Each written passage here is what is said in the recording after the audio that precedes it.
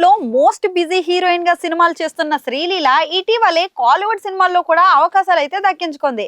ఈ మధ్య కాలంలో శ్రీలీల జోరు మామూలుగా లేదు. ఈ అమ్మడు చేసిన సినిమాల్లో ఎక్కువ శాతం సక్సెస్ రేట్ ఉండటంతో లక్కీ బ్యూటీ అని పేరును కూడా సొంతం చేసుకుంది. అల్లు అర్జున్ తో కలిసి పుష్ప 2లో వేసిన కిసిక్ డాన్స్ తో ఫ్యాన్స్ అందరూ కూడా ఫిదా అయిపోయారు. ఆకట్టుకునే అందంతో పాటు మంచి డాన్సర్ గా ఈ అమ్మడికి గుర్తింపు దక్కడంతో మరిన్ని సినిమాలో ఆఫర్లు కూడా వస్తున్నాయి. అన్ని భాషల సినిమా ఇండస్ట్రీలో ఈ అమ్మడు చేస్తున్న సినిమాల సంఖ్య చాలానే ఉన్నాయి.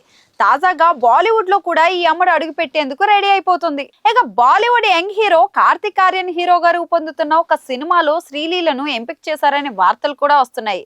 మొదట ఆ పాత్రకు యానిమల్ బ్యూటీ తృప్తి డింబ్రిని ఎంపిక చేశారు.